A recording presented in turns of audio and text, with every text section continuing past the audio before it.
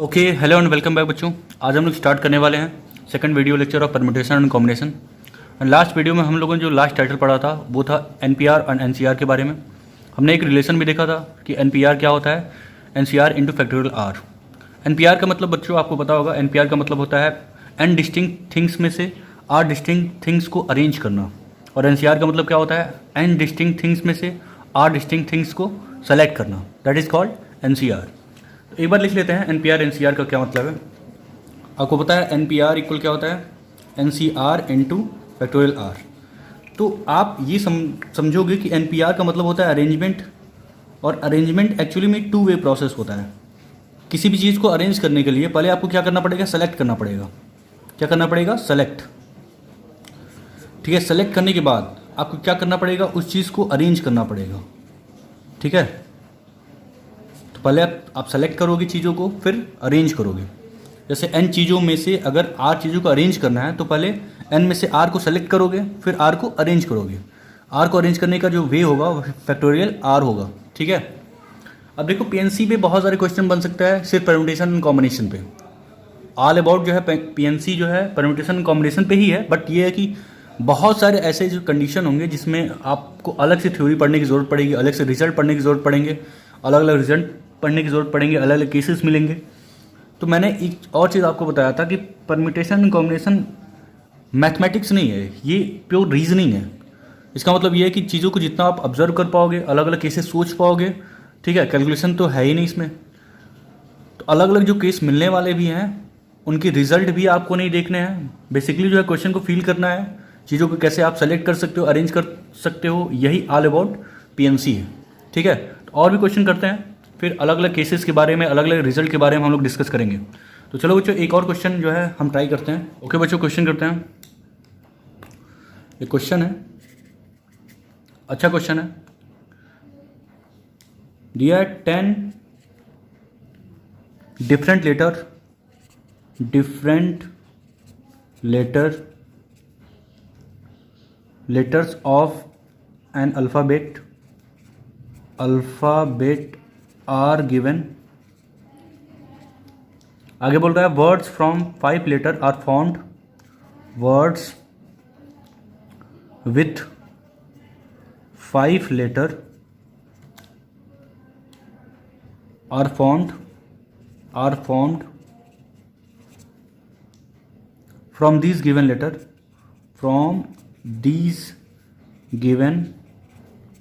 letters the number of words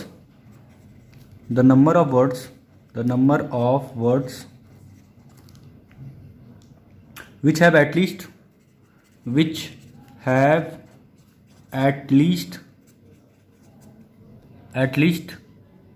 one letter repeated is what, ये आपको बताना है। ठीक है, क्वेश्चन ठीक ठाक है। चलो देखते हैं क्या गिवन है। 10 डिफरेंट लेटर जो है गिवन है। ठीक है, आपको क्या करना है, words with 5 letter are formed, 5 letter word form करने हैं। ठीक है, कंडीशन क्या है, the number of words which have at least one letter repeated. जो नंबर आपको जो वर्ड आपको फॉर्म करने हैं उसमें एटलीस्ट 1 लेटर क्या होना चाहिए, रिपीट करना चाहिए।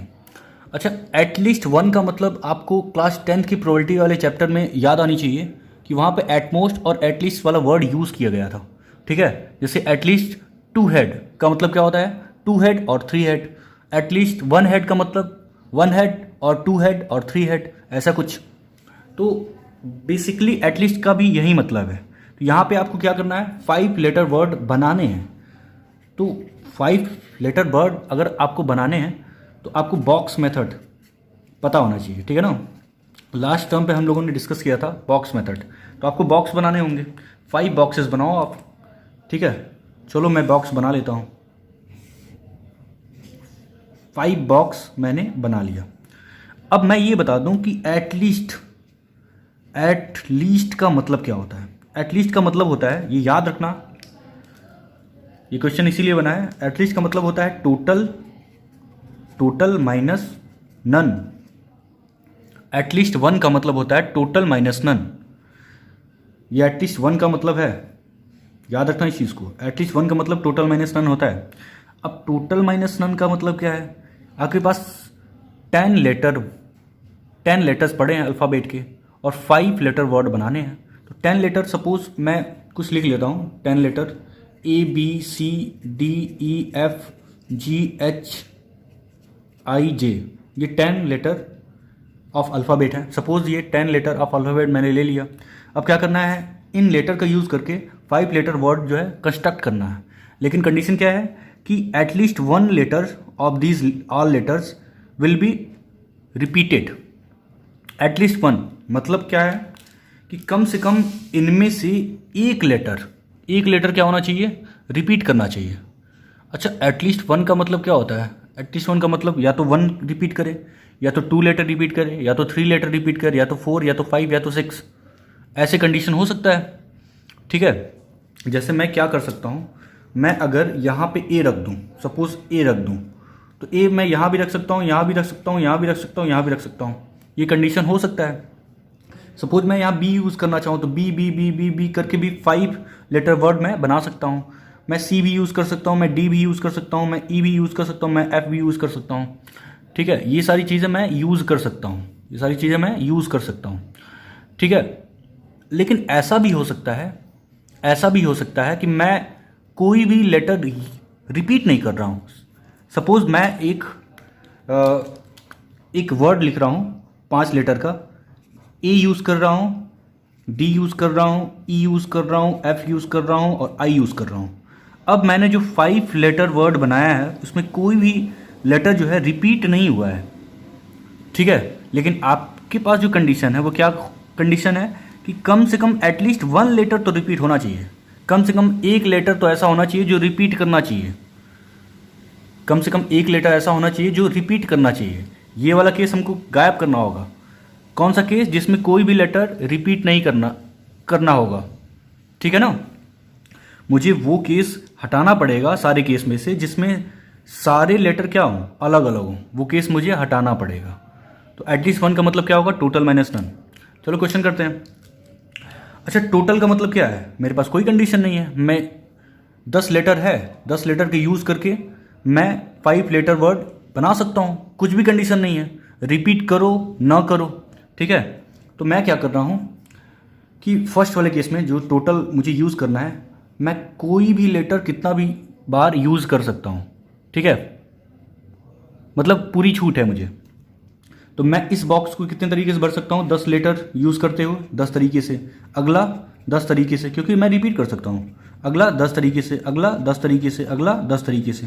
तो टोटल केस हो गया, टोटल वो क्या होगा, 10 पे पावर 5। ये आपको समझ में आया होगा। ठीक है, अच्छा, नन का मतलब क्या होगा, नन का मतलब कोई भी लेटर रिपीट नहीं करना चाहिए। इस केस में क्या जो है, कितने वेज होंगे, अगर मैं नन वाला केस बना दूं, नन का मतलब नो रिपीटेशन। ठीक है, नो रिपीटेशन अगर मैं यूज़ करना चाहूं तो 5 बॉक्सेस बनेंगे, आज भी 5 बॉक्सेस बनेंगे, और उसमें क्या आएगा, 10 लेटर जो है आपको यूज़ करना है एंड 5 लेटर वर्ड जो है बनाने हैं, जिसमें क्या है, नो रिपीटेशन, मतलब अब आप रिपीट नहीं कर सकते हो। नन का मतलब यही होता है।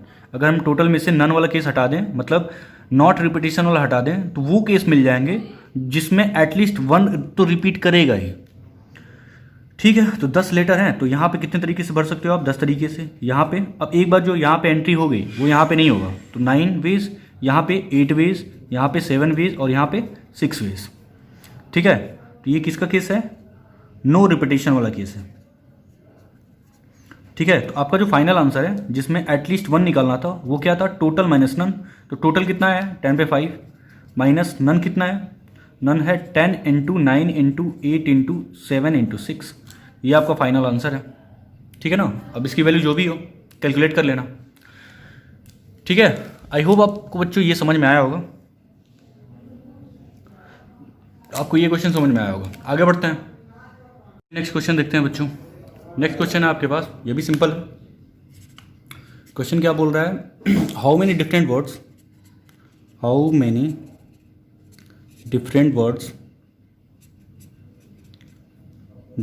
Words each containing two vowel, each containing two vowel and three consonant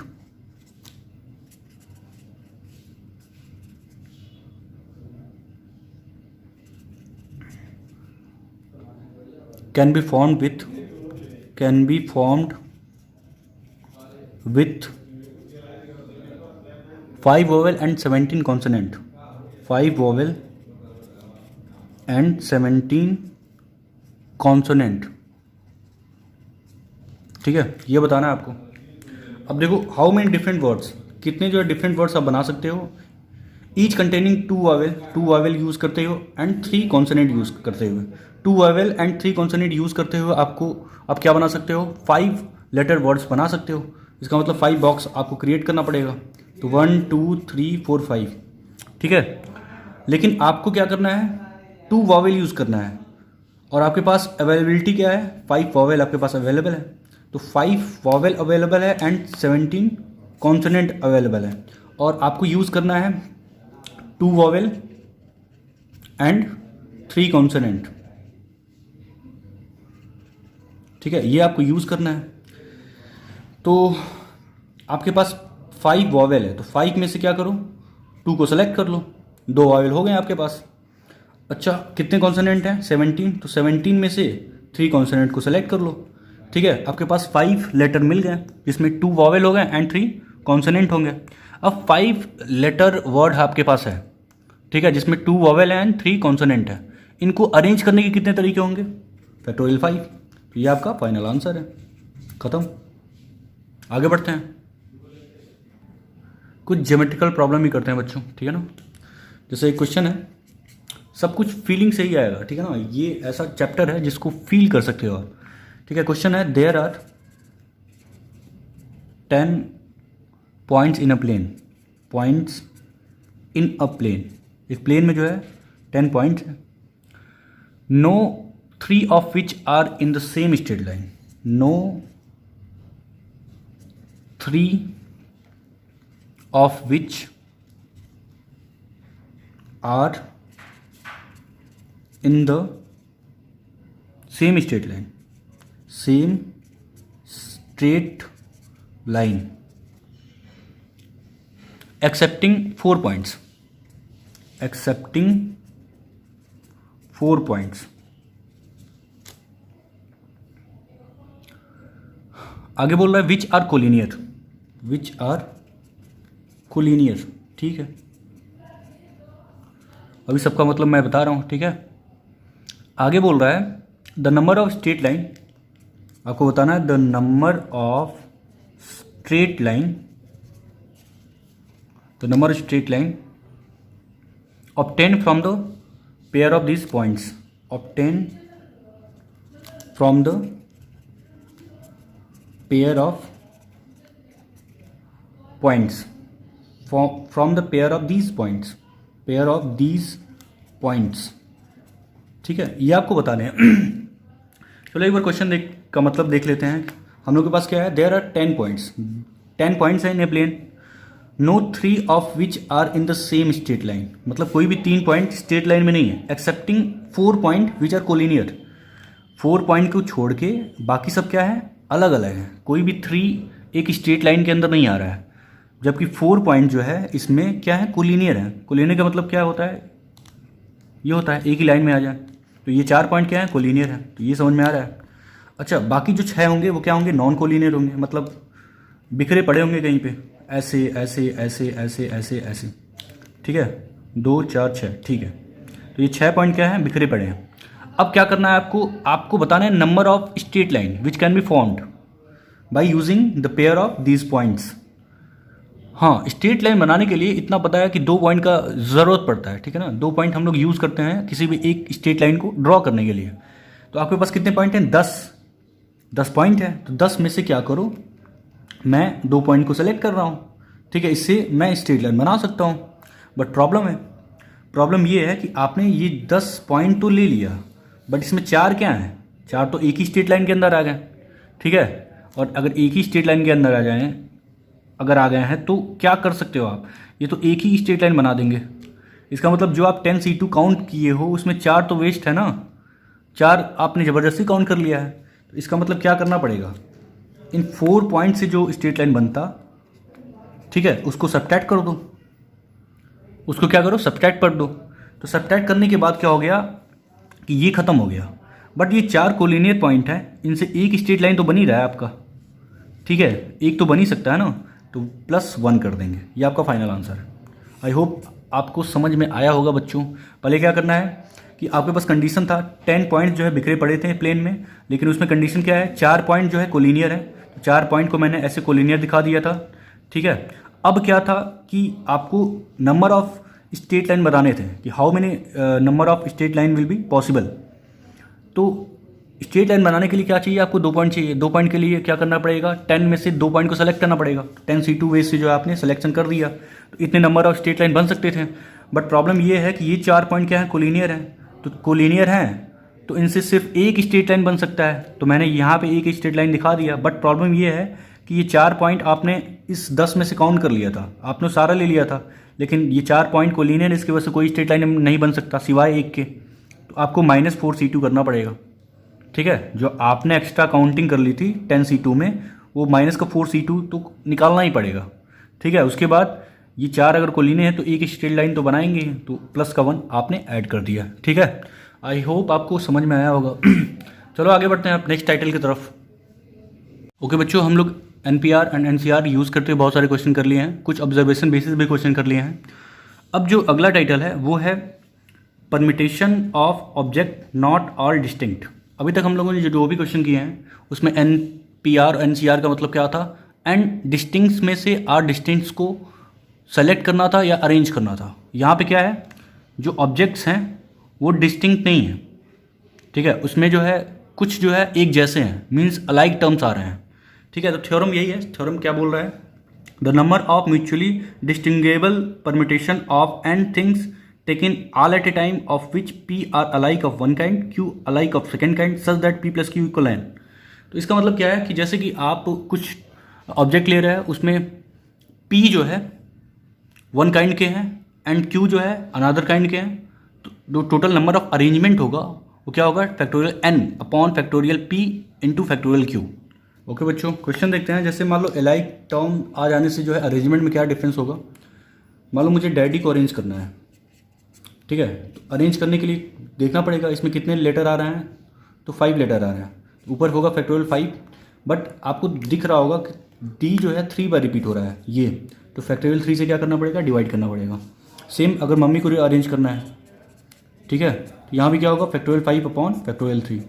मान लो आप मैथमेटिक्स को अरेंज करना चाहते हो, ठीक है, तो आपको देखना पड़ेगा मैथमेटिक्स में कितने लेटर्स आते हैं, 2 4 6 8 10 11, फ़ैक्टोरियल 11 होगा ऊपर।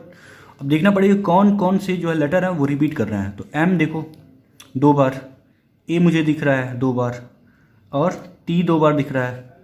इसके अलावा अगर कुछ और दिख जाए तो क्या करना पड़ेगा, उससे डिवाइड करना पड़ेगा, उसके फैक्टोरियल से डिवाइड करना पड़ेगा। तो M 2 बार है तो फ़ैक्टोरियल 2, A 2 बार है तो फ़ैक्टोरियल 2, और T 2 बार है तो फ़ैक्टोरियल 2। तो ये आपका फाइनल आंसर होगा, ठीक है। तो अलाइक टर्म आने से बस इतना ही डिफरेंस होगा, अरेंजमेंट का जो तरीका है वो बदल जाएगा, ठीक है। आगे बढ़ते हैं, एक और क्वेश्चन कर लेते हैं। क्वेश्चन है द नंबर ऑफ वेज बताने हैं आपको, the number of different words that can be formed with the letter of the word Mississippi. बहुत ही खतरनाक वर्ड है मिसिसिपी, ऐसा भी कुछ होता होगा, ठीक है। आपको तो क्या करना है, इनको अरेंज करके बताना है। तो आंसर क्या होगा, कितने वर्ड हैं, कितने लेटर हैं इसमें, 1 2 3 4 5 6 7 8 9 10 11, फ़ैक्टोरियल 11 हो गया ऊपर। अब देखना पड़ेगा कौन कौन रिपीट कर रहा है। तो देख सकते हो I कितने बार आया है, तो 1 2 3 4, फ़ैक्टोरियल 4 हो गया। अच्छा S कितने बार आया है, एस भी 4 टाइम आया, फैक्टोरियल 4 हो गया। फिर एस हो गया, आई हो गया। पी कितने बार आया है? तो पी 2 बार आया है, ठीक है, फैक्टोरियल 2 हो गया। तो एस, आई और पी ही रिपीट कर रहा था, ठीक है। ये टोटल आपका आंसर है। तो आसानी है, जितनी बार जो है लेटर रिपीट करे उतने फैक्टोरियल से डिवाइड करना है आपको, बस। आगे बढ़ते हैं। चलो बच्चों, कुछ और भी क्वेश्चन करते हैं जिससे कि और सारे मेथड हमको पता चले, ठीक है। तो उसी सीरीज़ में एक और क्वेश्चन है आपके पास। क्वेश्चन है द नंबर ऑफ वेज बताने हैं। The number of ways, the number of ways in which 7 plus, in which 7 plus, plus का साइन डॉक्टर वाला, ठीक है, plus sign, and 5 minus, minus का मतलब ये signs can be arranged, can be arranged, arranged in a row, row के अंदर arrange करना है, so that no two minus, so that no two minus sign are together, sign are together. इसका मतलब यह है कि आपको 7 प्लस साइन और 5 माइनस साइन को इस तरह अरेंज करना है एक रो के अंदर, ठीक है, ताकि 2 माइनस कभी भी एक साथ ना आए। No two minus sign are together, कभी भी 2 माइनस साइन एक साथ ना आए। तो अगर इस तरह का जो है आपको क्वेश्चन करना है तो आपके काम आएगा गैप मेथड। गैप मेथड उन सारे क्वेश्चन में हेल्प करेगा जहाँ पे किन्हीं दो को, एनी टू को, ठीक है, साथ नहीं आने देना है, नॉट टुगेदर। इसके लिए आप गैप मेथड यूज़ करोगे। तो गैप मेथड में करना क्या है, मुझे 7 प्लस और 5 माइनस को एक साथ एक रो के अंदर अरेंज करना है। तो क्या करते हैं हम, पहले हम 7 प्लस को अरेंज कर लेते हैं रो के अंदर। तो 1 2 3 4 5 6 7, ठीक है। अब मैं क्या कर रहा हूँ, मुझे 5 माइनस को इनके अंदर डालना है ताकि 2 माइनस कभी भी एक साथ ना आए। मीन्स ये वाला कंडीशन नहीं हो सकता कि 2 माइनस यहाँ पे आ जाए या यहाँ पे 3 माइनस आ जाए। तो किसी भी 2 माइनस को एक साथ नहीं आने देना है।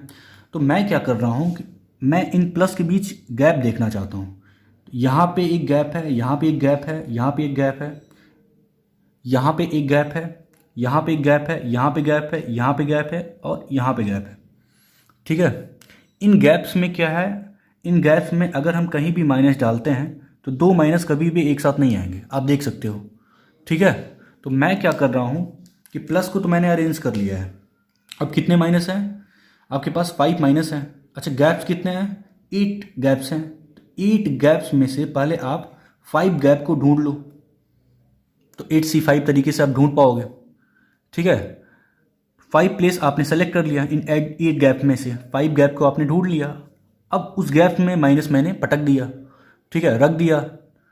तो माइनस जो है पहुंच गया वहाँ पे। अब 5 माइनस जो है यहाँ पे अरेंज हो चुका है, ठीक है। मीन्स आपने डाल दिया है इन गैप्स में, जो है 5 माइनस को रख दिया है। अब क्या करना होगा, इनको अरेंज करने के तरीके क्या होंगे, 5 माइनस को अरेंज करने के तरीके क्या होंगे, फैक्टोरियल 5 तरीके से माइनस क्या होगा, अरेंज होगा। बट सारे माइनस तो एक जैसे दिखते हैं, तो क्या करना पड़ेगा, फैक्टोरियल 5 से डिवाइड भी करना पड़ेगा। इसका मतलब क्या होता है, एक ही होता है। तो टोटल वेज कितने होंगे, 8C5। बट ये आंसर है। ओके, आगे बढ़ते हैं। एक और क्वेश्चन करते हैं बच्चों। क्वेश्चन नोट करो। क्वेश्चन है the number of ways in which, the number of ways in which in which 4s come consecutively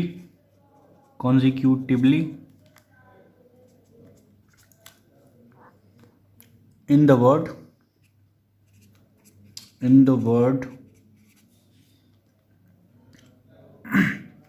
Mississippi,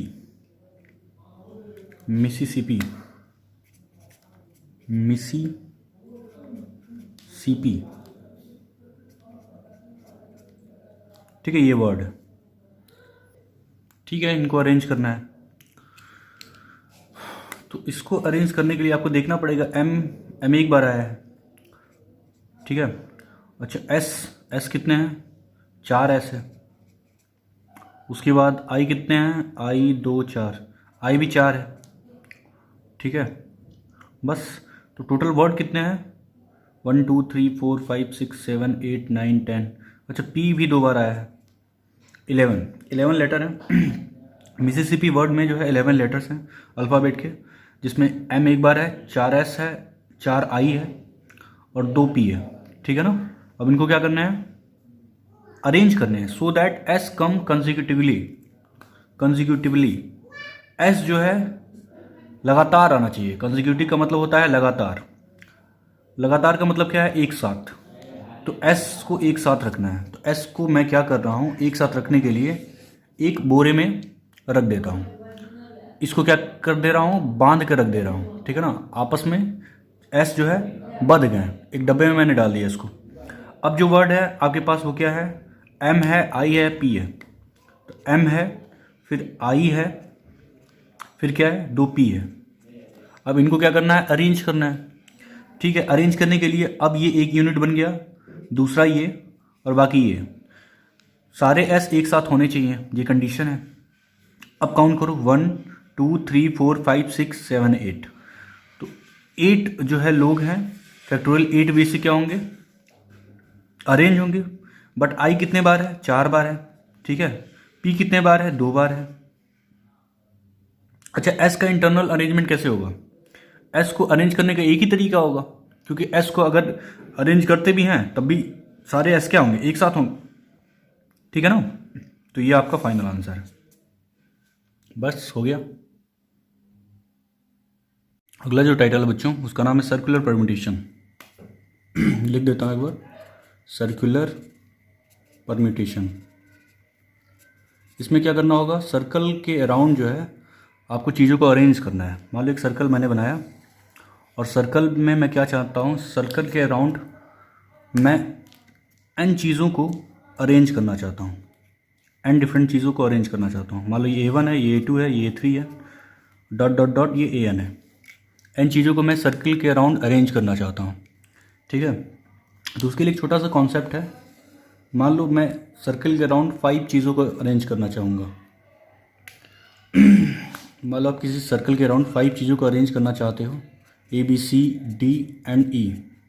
तो क्या करोगे, ABCD को अरेंज करने के लिए आपको करना क्या होगा, आपको एक प्लेस फिक्स करना पड़ेगा। आपको E को फिक्स करना पड़ेगा, E के पास बैठ जाना पड़ेगा और देखना पड़ेगा कि अब अरेंजमेंट कैसे हो सकता है। मतलब किसी एक को तो आपको फिक्स करना पड़ेगा। फिक्स करने के बाद आपको क्या करना पड़ेगा, अब देखना पड़ेगा कि E के अराउंड ये 4 लोग कितने तरीके से अरेंज हो पाएंगे। तो 4 लोग A के अराउंड फैक्टोरियल 4 बेस से क्या होंगे, अरेंज होंगे। अब आप बोलोगे कि सर फैक्टोरियल 4 ही क्यों, मैं A को फिक्स क्यों कर रहा हूँ।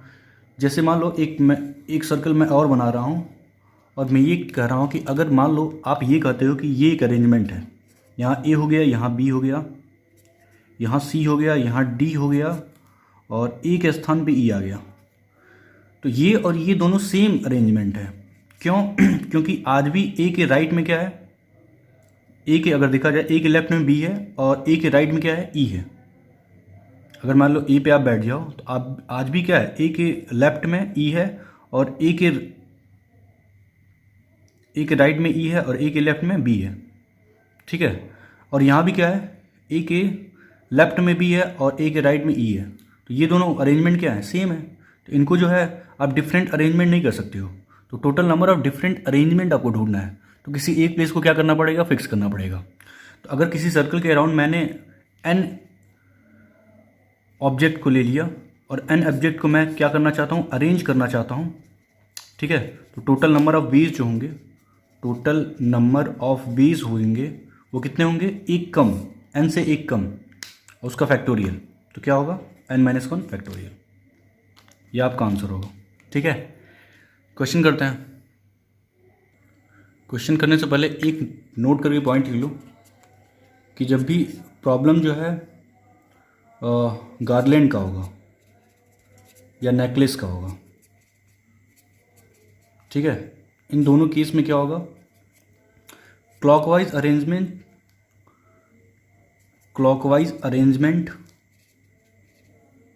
अरेंजमेंट और एंटी क्लॉकवाइज अरेंजमेंट क्या होता है? ये दोनों सेम होता है। Clockwise arrangement and anti clockwise arrangement क्या होता है? सेम होता है। इस केस में जो टोटल नंबर ऑफ अरेंजमेंट होता है, टोटल नंबर ऑफ अरेंजमेंट, या आप याद ही कर लेना, ठीक है, वो इक्वल होता है factorial n-1 divided by 2। Okay बच्चों, सर्कुलर परम्यूटेशन पर बेस्ड क्वेश्चन करते हैं। क्वेश्चन देखो, क्वेश्चन क्या बोल रहा है? There are 20 person invited for a party. The number of ways आपको बताने हैं, the number of ways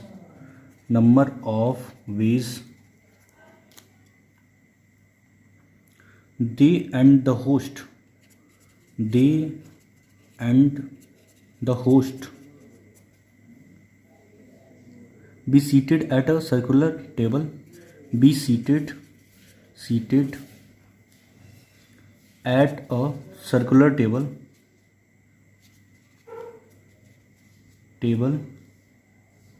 if two particular person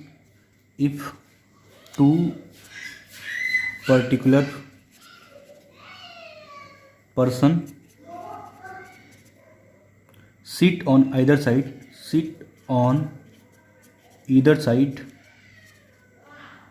of the host। ठीक है, ये प्रॉब्लम है। समझते हैं क्या बोल रहा है? क्योंकि ये बोल रहा है देयर आर 20 पर्सन है, एक पार्टी के लिए इनवाइट है। द नंबर ऑफ वेज आपको बताने हैं। They and the host be seated at a circular table if two particular person, ये खास बात है, if two particular person sit on either side of the host. इसका मतलब पहले तो 20 पर्सन है, 20 पर्सन में P1 P2 P3 से लेके कहाँ तक है? P20 तक है, और एक होस्ट है। तो टोटल नंबर ऑफ जो पर्सन हो गए वो कितने हो गए? 21। ठीक है, अब इनको बैठाना है एक राउंड टेबल के अराउंड, और कंडीशन क्या है कि टू पर्टिकुलर पर्सन, मान लेते हैं टू पर्टिकुलर पर्सन क्या है? P1 एंड P2 ही है। दो खास पर्सन है जो either side of the host बैठाना है, मतलब होस्ट के अगल बगल बैठाना है।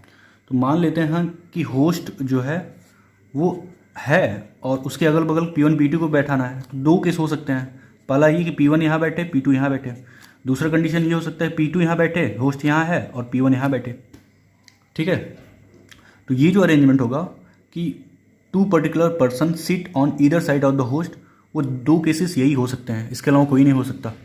ठीक है, अब टोटल 21 है, जिनमें से 3 को मैंने एक साथ बांध दिया। ठीक है, मैं यहाँ पे लिख देता हूँ, मान लो मैंने बांध दिया इनको, तभी ये एक साथ बैठ पाएंगे। P1H P2 को मान लो इनको मैंने एक साथ बांध दिया। ठीक है, इनके आपस में अरेंज होने के जो तरीके हैं वो कितने हैं? 2 वेज हैं। कितने हैं? 2 वेज। अच्छा, बाकी जो है इस राउंड टेबल के अराउंड आएंगे, तो राउंड टेबल के अराउंड जो है P3 आएगा, P4 आएगा, और ऐसे ऐसे करके P20 भी आएगा। अब देखो टोटल नंबर ऑफ जो पर्सन होंगे इस टेबल के अराउंड वो कितने होंगे? ये तो एक यूनिट हो गया, क्योंकि ये हमेशा इनको साथ में रखना है, तो ये एक बार काउंट होगा, तो 1 2, सोचो कि 21 थे, जिसमें से मैंने क्या किया? 3 को एक साथ बांध दिया। ठीक है, 21 - 3 कितने होंगे? 18 होंगे। ठीक है, लेकिन ये जो 3 थे जिनको मैंने एक साथ बांध दिया वो एक यूनिट बोले जाएंगे। तो टोटल जो पर्सन होंगे इस राउंड टेबल पे वो कितने होंगे? 18 + 1। जो टोटल पर्सन होंगे टेबल पे वो कितने होंगे? 18 + 1। ये 1 कौन सा है? ये वाला P1H P2 वाला, या फिर P2H P1 वाला। मतलब ये एक साथ हैं जिनका आपस में अरेंजमेंट क्या होगा? 2 वेज से होगा। अब आपको दिमाग लगाना है कि इस टेबल के अराउंड जो है कितने पर्सन है? टोटल 90 पर्सन हैं जिनको आपको सर्कल के अराउंड अरेंज करना है। ठीक है, तो टोटल नंबर ऑफ वेज कितने होंगे? Total number of ways to arrange 90%, कितना होगा? फैक्टोरियल 19 माइनस 1 मीन्स फैक्टोरियल 18, ठीक है। बट अभी ये दो ऐसे तरीके थे अरेंजमेंट जिनमें खास बात क्या था कि 2 particular person sit on either side of the host, तो ये दो केस अलग से आएंगे तो 2 से मल्टीप्लाई भी करेंगे, ठीक है। तो फाइनल आंसर क्या है? जो आपका फाइनल आंसर है वो क्या होगा? फैक्टोरियल 18 इंटू 2, ये आपका फाइनल आंसर है। आई होप बच्चों आपको समझ में आया होगा। इसी तरह का अरेंजमेंट रखना है, दिमाग में स्लॉट क्रिएट करना है कि किसको बैठाना है, किसको अरेंज करना है, क्या क्या डिफरेंट जो है केसेस हो सकते हैं अरेंजमेंट के, ठीक है। चलो आगे बढ़ते हैं, कुछ और क्वेश्चन करते हैं। एक और क्वेश्चन देखते हैं बच्चों, सर्कुलर परम्यूटेशन पे बेस्ड क्वेश्चन है। There are 5 gentleman, there are 5 gentleman and 4 ladies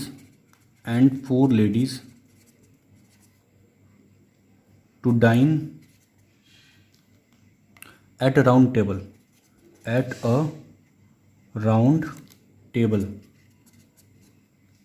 आगे बोल रहा है the number of ways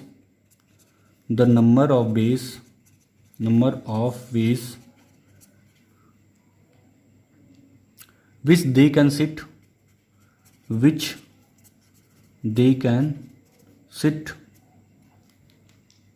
themselves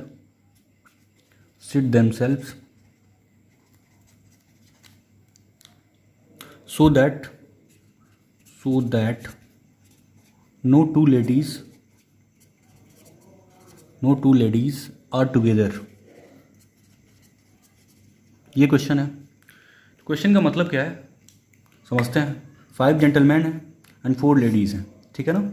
आपको क्या करना है, इनको नंबर ऑफ वेज बताना है। They can sit themselves so that no 2 ladies are together. आपको एक राउंड टेबल के अराउंड इनको इस तरह अरेंज करके बैठाना है, ठीक है, कि no 2 ladies are sit together, ठीक है। तो इतना समझ में आ रहा है कि एक सर्कल के अराउंड जो है मुझे क्या करना है, 5 जेंटलमैन लोगों को बैठाना है एंड 4 लेडीज़ को बैठाना है, जिसमें 2 लेडीज़ कभी भी एक साथ नहीं आनी चाहिए, ठीक है। तो पहले मैं क्या करता हूँ, मैं गैप मेथड यूज़ करूँगा। पहले मैं जेंटलमैन लोगों को बैठा देता हूँ, G1 G2 G3 G4 and G5, ठीक है। तो एक राउंड टेबल के अराउंड जो है अगर 5 पर्सन को हमको बैठाना हो तो नंबर ऑफ वेज क्या होंगे, नंबर ऑफ वेज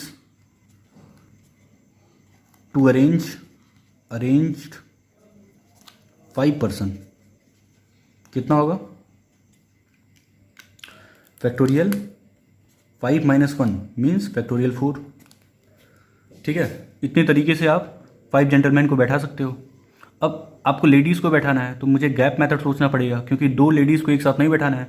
तो देखो इनके बीच गैप्स कितने हैं, एक गैप ये है, दूसरा गैप ये है, तीसरा गैप ये है, चौथा गैप ये है, 5वां गैप ये है। तो यहाँ पे मुझे क्या करना है, लेडीज़ को बैठाना है। कितने लेडीज़ को बैठाना है, 4 लेडीज़ को बैठाना है। कितने गैप हैं, 5 गैप हैं। तो पहले क्या करना पड़ेगा, लेडीज़ को बैठाने के लिए क्या करना पड़ेगा, 5 प्लेस में 4 प्लेस को आपको सेलेक्ट करना है, वहाँ पे मैं लेडीज़ को बैठा दूंगा, ठीक है। अब 4 लेडीज़ बैठ चुकी हैं, लेकिन ये 4 लेडीज़ आपस में अरेंज भी हो सकती हैं, आपस में क्या हो सकती हैं, अरेंज भी हो सकती हैं। तो उनको अरेंज करने का तरीका क्या होगा, फैक्टोरियल 4 होगा, ठीक है। तो टोटल नंबर ऑफ वेज कितने होंगे इस क्वेश्चन के लिए, टोटल नंबर ऑफ वेज क्या होंगे, वेज टू अरेंज कितने होंगे, फैक्टोरियल 4 इंटू दिस। तो टोटल आंसर कितना होगा, वहाँ फैक्टोरियल 4 का स्क्वायर दिख रहा है क्योंकि यहाँ भी है और 5C4, ये आपका आंसर है। इसको सॉल्व कर लेना, ठीक है। तो इतना ही सिंपल है। ओके बच्चों, तो इस वीडियो में इतना ही। आगे हम लोग नेक्स्ट टाइटल जो है पढ़ेंगे, जिसका नाम है सिलेक्शन ऑफ 1 और मोर ऑब्जेक्ट्स। इसके बाद हम लोग अगले वीडियो में करेंगे। तो आज की वीडियो में बस इतना ही। देखो एनसीईआरटी में सिर्फ जो है एनपीआर और एनसीआर के बारे में बात किया है, वहाँ पे सर्कुलर परम्यूटेशन भी नहीं है। हाँ, अन्य बुक में सर्कुलर परम्यूटेशन मेंशन किया है, बट अब जो चीज़ें स्टार्ट होंगी वो कॉम्पिटिशन लेवल की होंगी, ठीक है, जो मेंस और एडवांस कवर करता है। तो उसकी बातें हम लोग नेक्स्ट वीडियो में करेंगे। तब तक के लिए फोकस्ड होकर पढ़ाई करो। Bye bye.